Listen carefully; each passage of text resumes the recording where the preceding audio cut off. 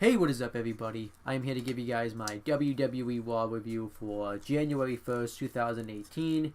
I'm just going to jump right into it. I didn't write any notes or anything like that. I'm going to see if I can do this off memory. I probably won't be able to, but I'm going to try. So, we had the commentary team of Corey Graves, Michael Cole, and Booker T. Commentary team wasn't all that great. The show actually kicked off. Alexa Bliss is backstage, and she's supposed to face Asuka tonight. And Alexa Bliss wants Kurt Angle to call off the match. She doesn't feel like she deserves to be awarded for attacking her for no reason, and that the match can come at a later time. But Kurt Angle says he wanted to start the new year off with a bang, and he said, "You're lucky it's not for the title." And then his music hits, and he goes out to the ring. He announces the rules for the Royal Rumble matches, and he announces, that the women's and the men are going to have the same rules. I guess they wanted to address those concerns. Like I said, I'm not really a huge fan of this Women's Royal Rumble match. I think it's stupid. And I've discussed why, and everybody should know why by now. I think, now the fact that we're going to have two 30-man Royal Rumble matches, that's too much. I would have been fine if the Women's Royal Rumble match had 20 women in it, but the fact that it's 30, come on. And then Kurt Angle announces that John Cena is going to be in the Men's Royal Rumble match. I don't know why he was so specific about that, because it's not like he's going to be in the Women's Royal Rumble match.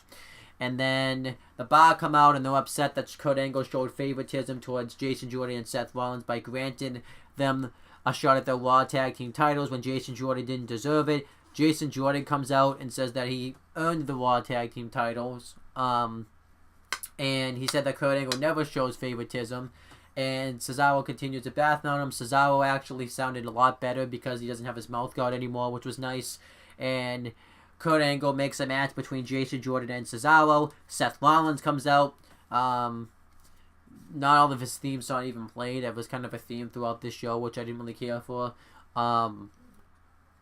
And he says that he doesn't like him and Jason Jordan may not get along, but he has to look out for Jason Jordan since they're both the Raw Tag Team Champions, and he's going to be in his corner not to protect him, but to watch him lose. So we had the match. They actually had a good match. Cesaro worked over the leg a lot of Jason Jordan, and eventually Sheamus keeps taking cheap shots. Rollins eventually takes out Sheamus, and Jordan hits a leaping neckbreaker on Cesaro for the win. It was a pretty good match, nothing special. I thought it was good. Then Sasha Banks, they did these promos throughout the night with the woman that were pretty lame. They sounded like these scripted promos where they talked about how their New Year's resolution, but this was just pretty much a way where they were going to enter the Royal Rumble match. They did it with Sasha Banks, Bayley, and Absolution. It was lame.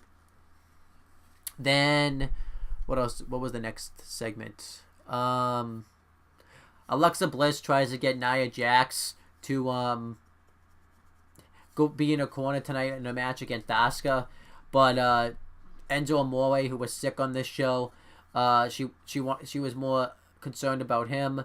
She went to go attend to him, and Alexa Bliss was mad about it. It was pretty lame. And then we had Alexa Bliss versus Asuka. I thought this was a really good match. I really enjoyed it. It was very back and forth. I thought Alexa Bliss wrestled the way she should have wrestled. Asuka wrestled the way she should wrestle. And the finish comes when Asuka gets her into a Fujiwara armbar, just a cross arm breaker for the win. And obviously it made sense for Asuka to win this match. I'm not really a huge fan that they kind of gave away this match as soon as they did. I would have built to it, but I don't know if they plan on keeping the belt on Alexa Bliss up until WrestleMania 34, which I think they should. But it would be pretty dumb. It was kind of dumb to throw this match just out there randomly on Raw. And what else would happen on Raw? Samoa Joe had an interview segment, and we found out that Roman Reigns has to put up his Intercontinental Championship tonight against Samoa Joe, and due to the match the previous week where Roman Reigns got himself DQ'd, the ruling is that if Roman Reigns gets himself DQ'd, Roman Reigns will lose the Intercontinental Championship. So Roman Reigns talks about how he got all of his steam out of his system, and he's saying that he's hoping he could just focus tonight and beat Samoa Joe and retain his Intercontinental Championship. Samoa Joe cuts this great promo talking about how he got inside the head of Roman Reigns. He's taken out Dean Ambrose and made him a stay-at-home husband who has to rely on his wife's paycheck, which was kind of funny because Renee Young was the one given the interview, so that really made it work. And he just talks about how he doesn't need to get Roman Reigns DQ'd.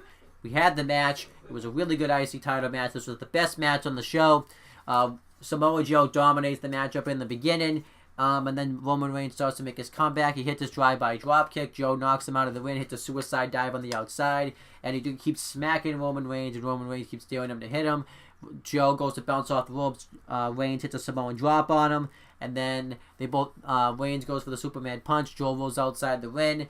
Reigns goes off the steps and hit a Superman punch, but Joe catches him, throws him into the. He bounces his head off the step a number of times. He goes to throw Reigns into the steps. Reigns counters and throws Joe into the steps, and then Roman Reigns is about to use the steel steps on Joe, but then he remembers that he can't get himself DQ'd, so he puts him down. And then eventually Roman Reigns hits 2 Superman punches on Joe. Joe kicks out. Roman Reigns inadvertently gets knocked into the official, so the official was about to disqualify Reigns. Then Reigns went for a spear on Joe. Joe turned it into a Yoranagi. Reigns kicked out. Then he went for the Kokia clutch. Roman Reigns countered into a spear for the win and retained the IC title. I really wanted to see Samoa Joe win the IC title, but it didn't happen. I was very disappointed about that. But, I mean, I understand why they put Reigns over. I mean, Samoa Joe had been laying out Reigns for weeks. It was a way for Roman Reigns to get comeuppance on him, so I was fine with that. And the match was really good, and I could see them doing it like a rematch in the future. Then Drew Gulak and Aria Daivari are cutting a promo, and Drew Gulak pretty much reads a statement that was written by Enzo. I thought it was great. And then Cedric Alexander comes out, and he says he was supposed to have a Cruiserweight Championship match with Enzo Amore, but since it's just you two guys, I want to fight one of you. But they said they would only in a tag team match, and they said that the next guy walks out will team with Goldust. Will team with Cedric Alexander. So Goldust comes out, which was a surprise, and Goldust says that he's got friends in low places, so he makes friends with Cedric Alexander, and they have like a nice little tag team match. Cedric Alexander pins Drew Gulak with the lumbar check, and it had a botch in it, but overall this match was fine. And I actually kind of thought it was cool to see Goldust compete with the Cruiserweights.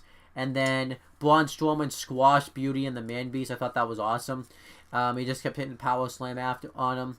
And Kane tries to make an alliance with him backstage, but Braun Strowman just wants to beat Brock Lesnar by himself. Then I'm trying to remember what like the second match on Raw was.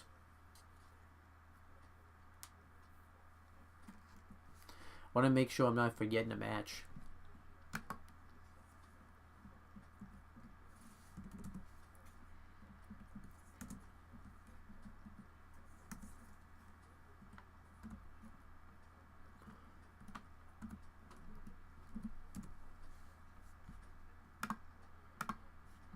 Just want to do this real quick. I'll talk about the Brock Lesnar segment though as I'm doing this. Brock Lesnar and Paul Heyman then goes backstage to Kurt Angle and says that there could be a conspiracy theory going on where Kane and Strowman are trying to work together, and Lesnar says he'll be proactive against that. So then Lesnar goes in the ring.